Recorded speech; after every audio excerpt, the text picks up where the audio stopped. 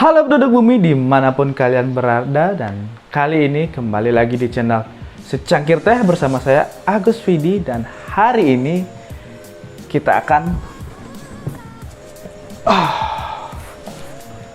unboxing sebuah casing PC dari Venom RX dengan seri Diamondnya.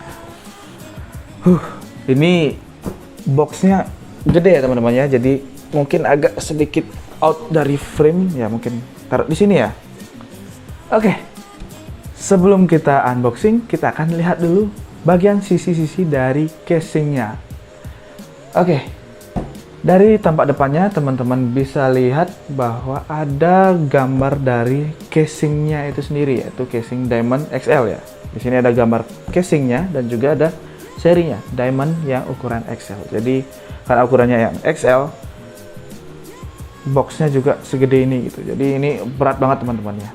Oke, di atas ada tulisan website Venomnya dengan Venom RX ya. Ini logonya ya, ada logo ular, kayaknya ular kobra ini ya. Itu ada gambar, kemudian Diamond XL, dan di bawahnya di sini ada keterangan unggulannya ya. Itu ada super chassis dan space optimization ya. Jadi ini adalah sebuah casing dengan tergolong mid tower, dan juga casing ini adalah dual chamber, sehingga casing ini cukup tebal ya. Mungkin teman-teman nanti akan lihat dari sampingnya. Ini bagian depannya. Terus di sini ada keterangan HD audio, kemudian ada support dengan USB 3.0 dan juga best airflow. Nah, ini diklaim airflow yang terbaik gitu, jadi airflow-nya itu sangat teratur. Oke, itu bagian depannya. Kemudian bagian samping, ini cukup berat ya. Oke, bagian samping di sini ada logo Venom RX, Diamond XL lagi, gambar casingnya, dan di sini ada technical specification-nya seperti ukuran dimensinya, ukuran package-nya, graphic card support, heatsink, motherboard compatible, driver by ya, by apa bay support. Oke, I/O panel, cooling option ya, dan semuanya lah gitu. Jadi di sini ada keterangannya. Oke, itu bagian belakangnya juga kita lihat ini sama ya seperti bagian depan, sampingan dan kirinya juga sama. Nah, ini bagian atasnya itu hanya ada logo dari Venom RX. Oke, dan ini sama sekali belum kita buka, jadi kita akan buka bersama teman-teman di sini. Kita bakal lihat bareng-bareng bagaimana tampilan dari casing Venom RX ini. Oke, langsung saja kita akan unboxing casingnya. Oke teman-teman, sekarang kita akan lanjut unboxing casing dari Venom RX ini. Oke, dan kita siapkan pisau kesayangan kita. Kita akan unboxing fresh dan kita akan lihat sama-sama.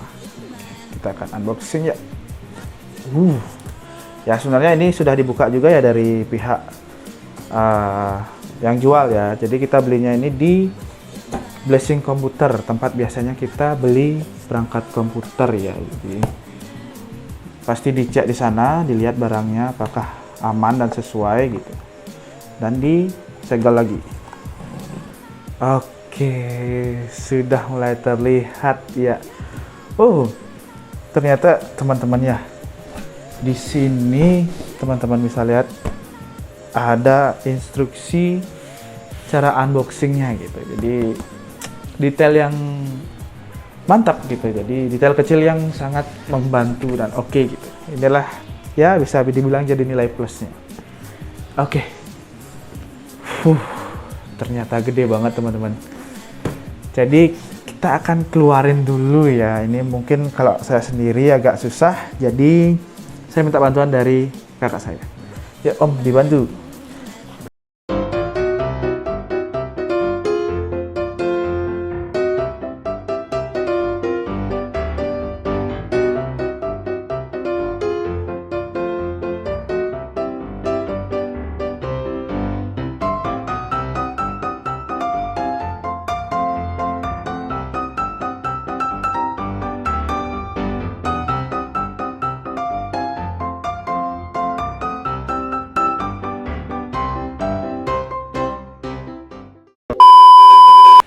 Ini dia casingnya teman-teman, jadi kita akan buka plastiknya.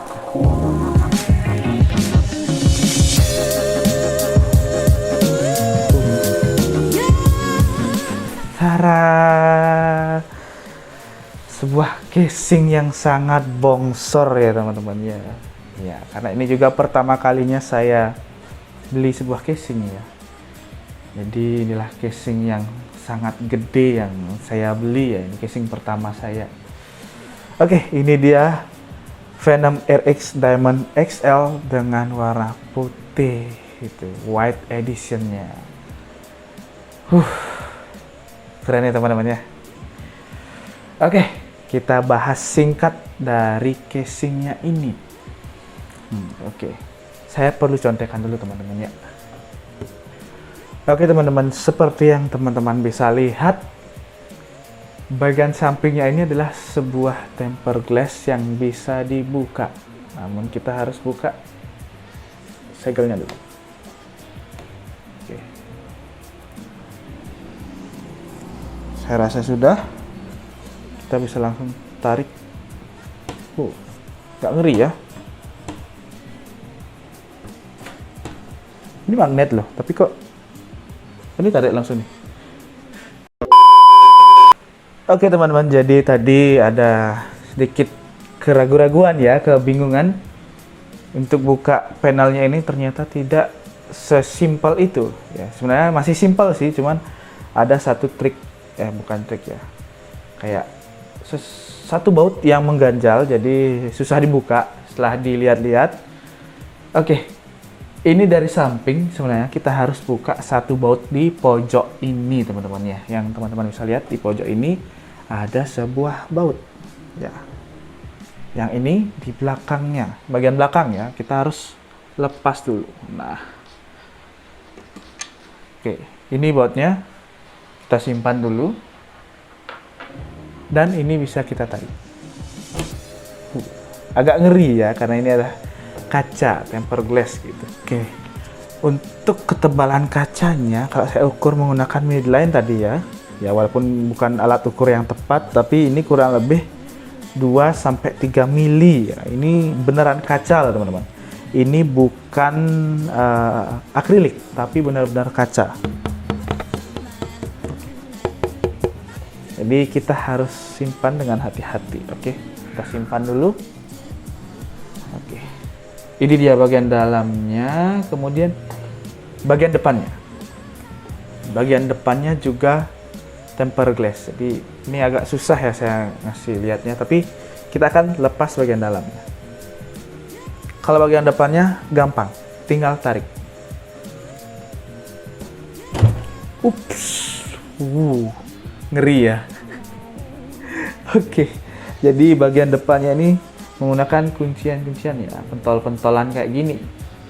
Oke, bagian depannya gampang, tinggal ditarik, tapi teman-teman harus hati-hati karena ini beneran kaca dan juga berat. Ya, ketebalannya kurang lebih sama dengan bagian sampingnya, side panelnya. Oke, kita simpan. Oke teman-teman, jadi ini dia casingnya. Kita lihat tanpa tempered glass ya, sudah kita lepas tadi. Dan casing yang sangat gede ini, ukurannya itu ada length ya, L itu panjang. Jadi saya nyontek dikit ya teman-teman. Lengthnya itu ada di 415 mm. 415 mm. Kemudian ada width apa wide ya, itulah. Itu di 300 mm. Kemudian untuk height-nya, tingginya itu 385 mm. Jadi ini casing yang gede ya, dengan di kelas mid tower. Oke, sekarang kita lihat bagian kabelnya. Di sini kabelnya itu berwarna hitam seperti ini ya teman-teman ya. Di sini ada konektor reset, ini ada power. Kemudian di sini ada power LED, kemudian HDD LED. Dan ini ada konektor USB-nya. Ini konektor USB dan HD audio. Dan di sini satu lagi konektor USB 3. Oke. Nah, ini bagian dalamnya ini sangat luas banget ya teman-teman. Oke, Jadi kita akan lihat pada bagian. Oke teman-teman, jadi sekarang untuk airflow-nya. Jadi casing ini support hingga 10 fan. Ya, itu adalah fan yang banyak banget teman-temannya. Jadi airflow-nya itu sangat oke gitu. Jadi sangat bagus untuk airflow-nya. Kita bisa lihat pada bagian bawah sini itu bisa dipasangkan 3 buah fan 120 mm. Kemudian bagian atas itu ya, bagian atasnya itu 3 kali 120 cm, 120 mm. Kemudian bagian belakang ini 1 buah fan ukuran 120 mm. Dan pada bagian sampingnya ini nih teman-teman, ini juga bisa pasang 3 buah fan 120 mm. Nah, untuk radiator sendiri sebenarnya pada bagian samping ini bisa dengan ukuran 120, 124, dan 360. Oke, untuk radiatornya ini sendiri bisa kita pasang pada bagian bawah, samping, dan juga atas. Jadi semuanya sama ya, bisa dihajar semua sampai ukuran 360 mm. Oke teman-teman, dengan ukuran yang sebesar ini, casing ini mampu menampung motherboard yang ukuran ATX gitu. Ukuran yang gede ya, yang paling umum gitu. Jadi support hingga ukuran ATX. Di sini ada mountingnya, ada 1 2 3 4 5 6. Oke, ini ada terpasang 6 dudukannya gitu. Jadi dan di sini juga ada baut-bautnya ya. Jadi mungkin kelewat sedikit. Oke, di sini ada kelengkapan baut-bautnya, diikat ya pakai plastik ini. Ada banyak, dan juga ada dudukan-dudukan motherboard lagi kalau teman-teman kurang. Sini ada banyak sekali slotnya. Oke. Jadi untuk casing ini tadi support yang ATX, MATX, dan juga ITX ya, yang mini ITX yang paling kecil gitu. Tapi kalau ukuran casing segede ini teman-teman pasangkan ITX, jadi kosong ya teman-teman ya, agak ompong jadinya. Jadi ya kita pasangkan MATX sampai ATX lah gitu, biar kelihatan penuh. Oke, dan kita lihat pada bagian belakang deh. Teman-teman mungkin udah lihat, kita agak geser. Oke, pada bagian belakangnya nih, teman-teman sudah bisa lihat bagaimana lebarnya. Ini 300 mm ya, 300 mm. Oke, pertama di sisi kirinya, kiri sini ya, ini adalah sebuah tempat untuk power supply. Power supply-nya ini ukuran ATX ya, ukuran yang umum. Jadi ukuran yang ATX itu bisa langsung masuk tanpa bracket dan lain sebagainya. Jadi muatlah di sini gitu. Dan pada bagian atas ini kayaknya tempat slot hard disk ya. Nanti kita lihat. Nah, di sini ada lubang untuk motherboardnya, yaitu apa namanya, rear panelnya. Kemudian di sini ada lubang-lubang untuk fan tadi bagian belakang. Kemudian di sini ada 1 2 3 4 5 6 7 slot PCIe. Cukup banyak ya teman-teman ya. Nah, di sampingnya juga ada 3 slot tambahan lagi untuk vertical GPU. Jadi teman-teman kalau mau sombong nih, mau pamer GPU teman-teman yang gede, yang bongsor gitu biar kelihatan, bisa pakai yang vertikal. Tapi ini belum termasuk risernya. Jadi untuk risernya teman-teman bisa beli terpisah. Oke, itu untuk bagian belakang. Kita bagian samping satunya. Kita buka. Tarik ini. Ditarik ya teman-teman. Jadi bagian belakang kita harus melepas 2 buah baut ini. Tapi setelah saya putar-putar kayaknya nggak bisa sampai copot ya. Cuman kayak gini doang. Jadi masih nempel. Apakah ini punya saya aja atau mungkin semua kayak gini. Tapi punya saya nempel ya. Ini nggak bisa dilepas. Tapi kalau dipaksa harusnya bisa sih. Oke, kita singkirkan. Oke, sebelumnya pada bagian belakangnya ini ada meshnya yang lumayan gede-gede ya lubangnya. Ini ada 2. Ini untuk ventilasinya tadi yang bagian samping. Yang ini pada bagian samping untuk kipas sebelah sampingnya. Kemudian di sini ada mesh juga untuk fan dari power supply. Dan juga cukup berat ya.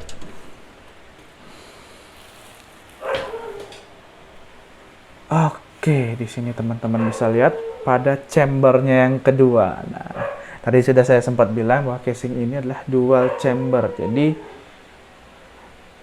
untuk power supply-nya itu tidak akan terlihat dari bagian sisi sebelahnya. Jadi power supply-nya itu akan tersembunyi di belakang gitu. Dan kabel-kabelnya yang berantakan semrawut-semrawut itu bisa kita sembunyikan pada bagian belakangnya ini. Jadi pada bagian belakangnya ini sangat luas ya teman-teman. Jadi untuk kabel, mungkin teman-teman belum punya budget untuk membeli power supply yang modular, jadi kita pakai yang biasa. Kabel-kabelnya itu masih kita bisa sembunyikan di space yang cukup luas ini. Dan di sini teman-teman ada tray hard disk ya. Ini support sampai dengan 2 buah hard disk ukuran 3,5 inci. Kita bisa pasangkan di sini. Dan ini juga bisa dilepas ya teman-teman. Ada bautnya pada bagian belakangnya. Oke, mungkin dari belakang udah itu aja. Terus kita lihat bagian depan deh. Ya, depannya simple ya. Tadi ada tempered glass-nya dan sekarang kita lepas. Di depan cuma ada logo Venom RX dan juga tempat untuk menyombongkan jeroan PC kalian. Oke. Nah, sekarang bagian atasnya nih yang cukup banyak ya portnya ya. Oke. Pertama mungkin kita bisa lihat bahwa kita dapat dust filter. Oke, dust filternya ini udah magnetik ya. Teman-teman bisa lihat kayak gini. Gampang, tinggal ditempel. Oke. Sip. Oke. Pada bagian tombol-tombolnya nih, di sini ada tombol power, kemudian di sini reset, dan ini mungkin untuk LED ya, kontrol LED-nya. 2 buah USB 2. Kemudian ada audio jack. Ini ada headphone jack dan juga microphone jack. Jadi nggak combo jack ya teman-teman. Dan ini ada sebuah USB 3. 1 buah USB 3 dan ini apa ya? Ada sebuah titik. Saya lihat mungkin bisa ditambahin 1 buah USB lagi mungkin nanti ya, third party ya. Karena ini kayak ada slotnya gitu. Oke, jadi itu aja. Ayo kita pasang-pasang lagi bagian-bagian yang sudah kita lepas tadi. Let's go. Nah, oke teman-teman, jadi itu dia unboxing dan pembahasan singkat ya, review singkat dari sebuah casing yang bongsor ini, yang gede ini, yaitu Venom RX Diamond.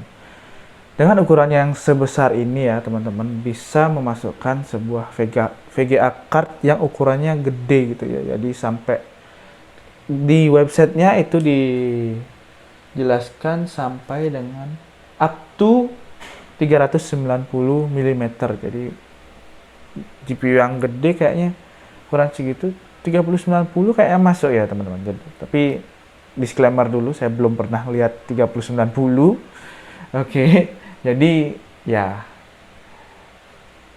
kayaknya masuk. Oke. Itu dia unboxing dan review singkat dari casing Venom RX Diamond XL ini. Sekian video dari Syangkir deh, dan sampai jumpa di video selanjutnya. Goodbye.